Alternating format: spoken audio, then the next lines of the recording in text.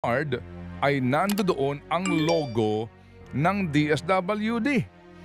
Sinasabing maaaring tumanggap ng 2,000 piso ang bawat isang benepisyaryo ng card. Ayon sa news report, ang pondo po daw para sa card ay nanggagaling naman sa AIX. May talaan ng mga sektor na umano'y pwedeng makinabang sa card na ito. Pero ang hindi po naman klaro ay kung papaano pa rin ang pagpili sa mga benepisyaryo nito at ang pagtukoy sa mga lugar na makakatanggap ng card. Ngunit, malinaw din po naman na ginagamit din ito ng ilang mga politiko para sa kanilang benepisyo. 4Ps, AIX, AKAP. Ngayong taon, 167.3 bilyong piso ang pera ng bayan na nakalaan para sa mga programang ito. Habang ang tupad o tulong panghanap buhay sa ating disadvantaged or displaced workers na programa ho naman ng DOLE ay merong 28.9 bilyong pesos na pondo. Maliban po sa napakalaking halaga na ito, marami pang mga programa ang DSWD ang takbo ng ekonomiya ng bansa, pagdami ng trabaho para sa mga Pilipino, at ang pagbaba ng antas ng kahirapan. Ito ang bahagi ng pahayag ng Pangulong Junior. Sa aking mahal na mga kababayan, nais kong ibahagi ang ibang magagandang balita. In the second quarter of the year, our economy grew by 6.3% compared to the previous year, one of the highest in ASEAN. This is due to the increase in investments and construction under the Build Better More program. Bagamat maganda ang datos na ito, wala itong kabuluhan kung hindi maramdaman ng ating mga kababayan. Kaya't patuloy ang ating pagbibigay ng sapat at kalidad na trabaho. This June, the unemployment rate dropped to 3.1%, one of the lowest on record for the last 2 decades.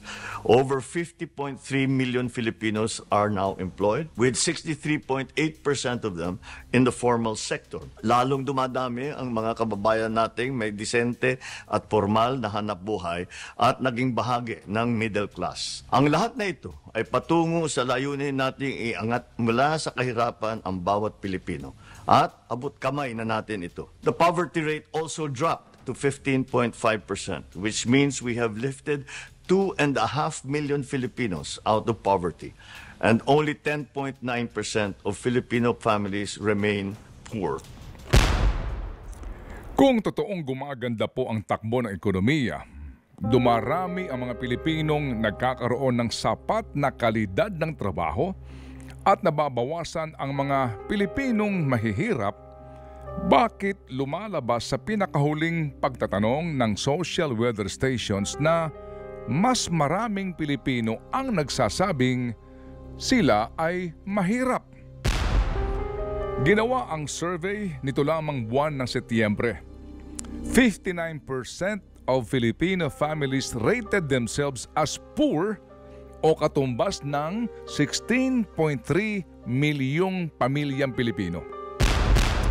Sinabi rin po sa pag-aaral na sa 59%, 9.1% sa mga pamilya ang nagsabi na sila ay ngayon lang nakakaranas ng hirap. Ito'y katumbas ng 2.5 milyong mga pamilya, habang 2.3 milyong mga pamilya ang nakakaranas ng madalas na hirap, habang 11.5 milyon ang laging mahirap. Iba ang sinasabi ng Pangulo at ng ating pamahalaan sa totoong nararanasan ng mga Pilipino. Ang ating pong pamahalaan sa pamamagitan po ng Kongreso ay naglalaan ng bilyong-bilyong pisong pera ng bayan taon-taon para sa pagtulong daw sa mga mahihirap na Pilipino. na maiangat nga ang antas ng kanilang pamumuhay. Isa sa mga programang pinopondohan ng malaking halaga ay ang Pantawid Pamilyang Pilipino Program o 4Ps. Isa itong conditional cash transfer program. Kailangan munang tuparin ng mga benepisyaryo ang mga kondisyon ng gobyerno bago sila makatanggap ng benepisyo. Ang isang pamilyang mayroong 3 anak na nag-aaral ay maaaring tumanggap ng buwan ng subsidiya ng higit sa 3,000 piso. Ngayong taon, 106.3 billion pesos ang nakalaang pondo para dito. At ayon sa DSWD, sa kasalukuyan ay mayroong 4.4 milyong pamilyang Pilipino ang bahagi ng programa. Subalit, libu-libong pamilyang Pilipino po ang nasa waitlist o naghihintay na makapasok sa programa. Sila ay waitlisted dahil sa kakulangan ng pondo. Pero sa halip na paglaanan po ng Kongreso ng karagdagang pera ang 4Ps na siyang tumutulong sa mga natukoy ng poorest of the poor, binawasan ang orihinal na budget para dito. At nag-imbento ang Kamara de Representante ng isang programa para raw sa mga mahihirap na ang tawag nila ay Ayuda sa Kapos ang Kita Program o AKAP. Ito'y tulong pinansyal para sa mga kumikita lamang ng minimum wage o mas mababa pa dito, na umano'y apektado nga ng inflation. Ang AKAP na ito ay wala sa panukalang budget na inihain mismo ng DSWD. Katunayan, lumabas nga po sa isang hearing ng Senado na inamin mismo ng isang opisyal ng DSWD na ang AKAP ay wala naman talaga sa mga programa ng departamento. Ito'y lumabas lamang matapos ng maaprubahan ang 2024 General Appropriations Act o Pambansang Budget. 26.7 bilyong piso ang pondong ibinibigay ngayong taon sa programang ito. Magugunita na lumabas sa hearing po ng Senado noong pong buwan ng Pebrero ang aligasyon na ang AKAP ay ginamit umano para sa pangangalap ng pirma para sa nooy binabalak na People's Initiative. Maliban sa AKAP, mayroon din pong AIX o Assistance to Individuals in Crisis Situation. Ito ay kasama mismo sa panukalang budget ng DSWD. Ngayong taon, 34.3 bilyong piso ang pera ng bayan na nakalaan para dito. Ang AIX ay may tulong pinansyal din para sa mga Pilipinong naharap nga sa problemang pangpinansyal. Mga pangangailangan sa pera gaya ng pamasahe, pang-ospital, pampalibing, pagkain, edukasyon at iba pa. Kung susuriin mo ang mga benepisyong ibinibigay ng AKAP at AIX, halos pare-pareho ang mga ito.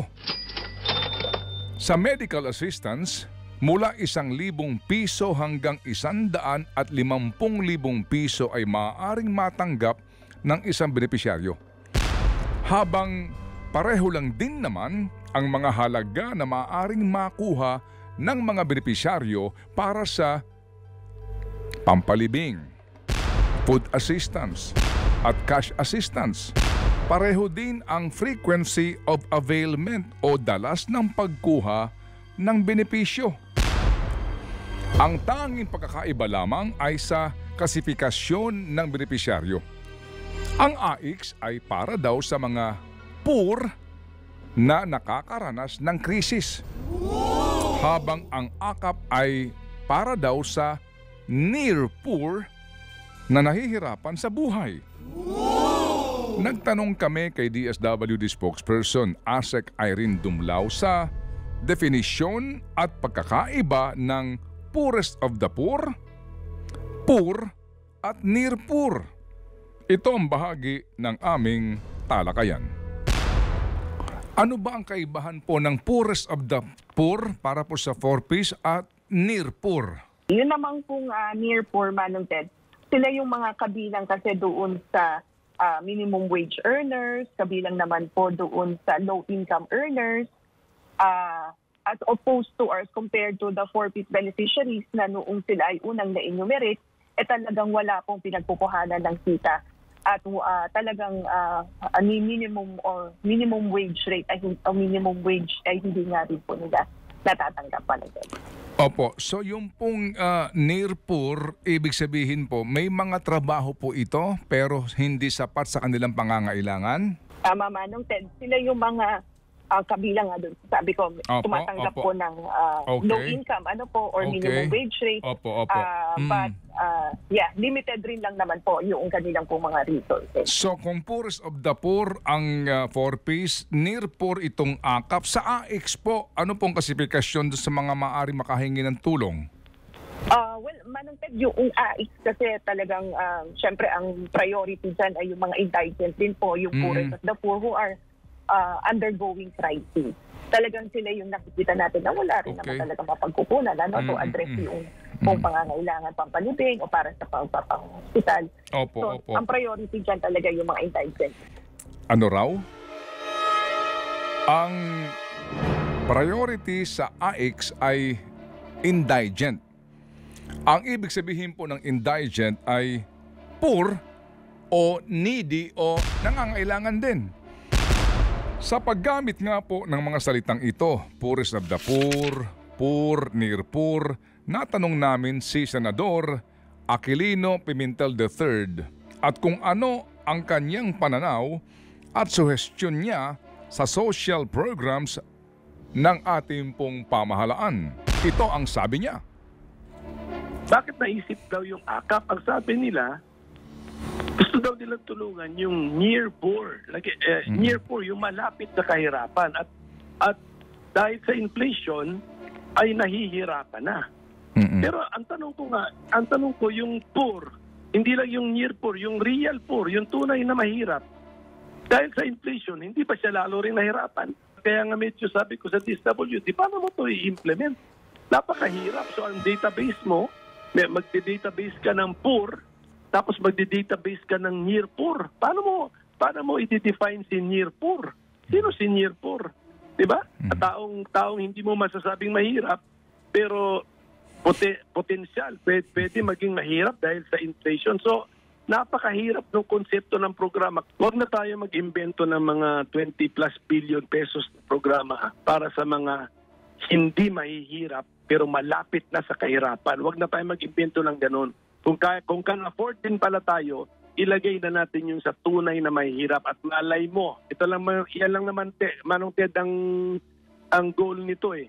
Malay mo, maalis na sila sa kahirapan, makagraduate sila ba? So, tatanungin ngayon natin yan sa 4Ps. Tinanong ko na rin yan kung meron bang nagagraduate eh. Ang sagot sa akin, meron pong nagagraduate, pero marami daw ang nasa waiting list at papalit dun sa mga gagraduate. So, ang tanong ko, kung naka-AKAP ka sa near poor, paano yung naka-waiting list sa real poor na 4Ps? Dito mo na lang binigay sa mga naka-waiting list. Diba? So, tama, sana si DSWD, i-simplify na nila ang mga programa sa mga mahihirap, i-simplify nila ang trabaho nila, kaya hirap na hirap sila sa trabaho nila. Sa manpower pa lang, ilang manpower ang kailangan mo ngayon dyan? Hiwalayin mo pa si AKAP manpower mo kaysa sa AX and 4Ps manpower mo kasi ibang segment ang siniservisyoan nun. Ibuhos na natin kung ano man lahat ng resources na pwede natin, ibuhos natin sa tunay na mga mahihirap. Tapos ang programa ay sana maahon sila sa kahirapan. So anong ending dapat doon? Dapat the meantime na sinusustentuhan ka ng gobyerno, number one, merong natututo ng skills dapat yan. Kung hindi si beneficiary, anak ni beneficiary o kapamilya ni beneficiary, para ito naman ay maka-empleyo para makatulong sa pamilya niya. So yun tapos at hirap na hirap ka ngayong panahon, tutulungan ka ng gobyerno, makatawid ka sa next month, tapos kung healthy ka na, kumilos ka naman. Maghanap ka na ngayon ng trabaho at or bigyan mo ng abilidad o skill ang sarili mo. Pinupuna ang AKAP hindi lamang dahil sa ito'y kinopya lamang sa AX at isiningit lamang ng mga kongresista sa pambansang budget, kundi dahil sa ito'y malinaw na nagagamit ng ilang mga politiko para sa kanilang pansariling interes. Paano nga ba ang pagpili sa mga taong makakatanggap ng pera mula sa AKAP? Sino nakapagsasabi na ang isang tao ay near poor? Ano ang mga requirements na dapat ibigay sa DSWD para makatanggap ng tulong pinansyal? Sino ang may say sa sino ang dapat na nasa listahan ng mga tatanggap ng AKAP? Gaano kahigpit o gaano kaluwag ang pagbusisi sa bawat individual na nasa listahan? Umuulan po ngayon ng mga litrato at video sa social media ng cash aid payout activities na pinangungunahan ng ilang mga politiko sa iba't ibang lugar sa buong Pilipinas. At sila'y hindi nahihiya. Nakabalandra ang kanilang mga pangalan at pagmumuka sa naglalakihang mga tarpaulin na parabagang pera nila ang ipinangmumudmod. At nangyayari ang lahat ng iyan sa gitna raw ng pagkakaroon ng DSWD ng mga panuntunan at umano'y insulation para walang mangyaring political interference sa payout activities na ito. Ito ang reaksyon ng DSWD sa malawakang paggamit ng mga politiko sa mga programa ng kagawaran. Well, of course, we're very firm in our position, Manang Ted, na kinakailangan talagang i-insulate natin yung programa ng DSWD and maabisuhan o ma-inform yung ating mga clients and beneficiaries na yung pong tinatanggap nila ay galing nga po sa DSWD. That has always been the position of the department. At lagi nga natin sinasabi na we are promoting active citizenship. That's part of empowering our beneficiaries. We provide them the information. The information is vital kasi for them. No? So pag malaman nila na ito pong mga tinatanggap nila ay galing sa DSWD, then their decisions, some election period will not be influenced, of course. Pero ngayon, Ma'am Irene, ang problema, Ma'am Irene, kasi yung mga tarpaulin ng mga politiko sa buong lugar, punong-puno ito ng mga mukha at mga pangalan nila doon. Ang DSWD ho ba walang panuntunan at pagbawal ito? May panuntunan po tayo dyan, Manong Ted. In fact, we've reminded our field offices na dapat yung pong mga payout activities natin, yung mga tarpaulins na itinapaprint nila, dapat ang nakasaad lang po dyan ay yung nga pong pangalan ng activity, yung date at yung venue. And of course, it should just carry the logo of the DSWD and the Bagong Pilipinas logo. So again, we'll just make sure to reiterate this policy doon po sa ating mga field offices. And we'll closely coordinate again with our partners, with our stakeholders, and remind them na dapat nga lang po yun lang pong mga nasa panuntunan natin ang dapat pong masunod. Kayo na po ang magsabi kung yung pong binabanggit ni Ma'am Asek nangyayari o ang nangyayari po ay yung pong atin nang iniulat. Maliban sa 4Ps, AX at AKAP, may isa pang programa na ipinapatupad po sa pakikipagtulungan umano ng DSWD at ng Kamara de Representante. Ito naman ay ang Cash Assistance and Rice Distribution o CARD Program. Sa amin naging panayam, tahasan pong itinatanggi ni Asek Dumlao na ang CARD ay programa ng DSWD. Bagamat sa mga press release at website ng CARD ay nandoon ang logo ng DSWD. Sinasabing maaaring tumanggap ng 2,000 piso ang bawat isang benepisyaryo ng card. Ayon sa news report, ang pondo po daw para sa card ay nanggagaling naman sa AIX. May talaan ng mga sektor na umano'y pwedeng makinabang sa card na ito. Pero ang hindi po naman klaro ay kung papaano pa rin ang pagpili sa mga benepisyaryo nito at ang pagtukoy sa mga lugar na makakatanggap ng card. Ngunit, malinaw din po naman na ginagamit din ito ng ilang mga politiko para sa kanilang benepisyo. 4Ps, AIX, AKAP. Ngayong taon, 167.3 bilyong piso ang pera ng bayan na nakalaan para sa mga programang ito.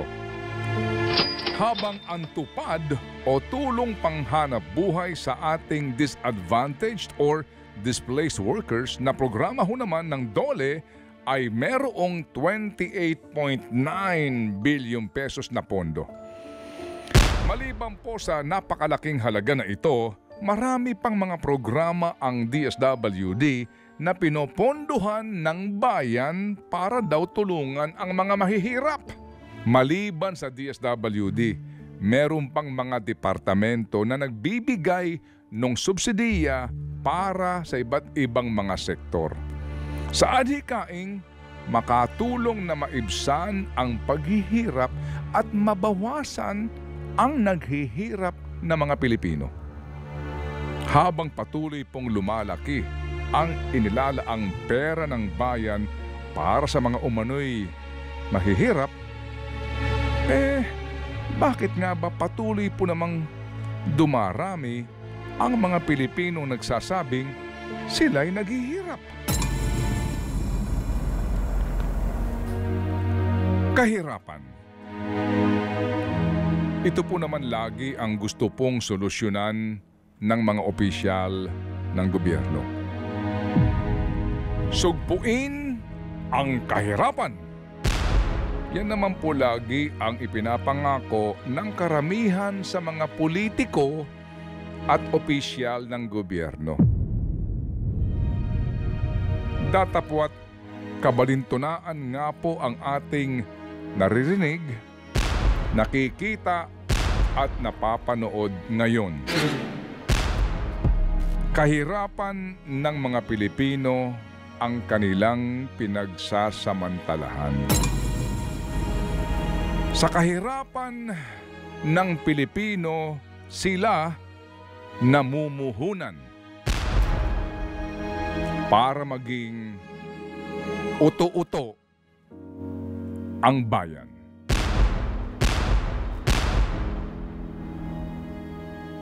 Think about it.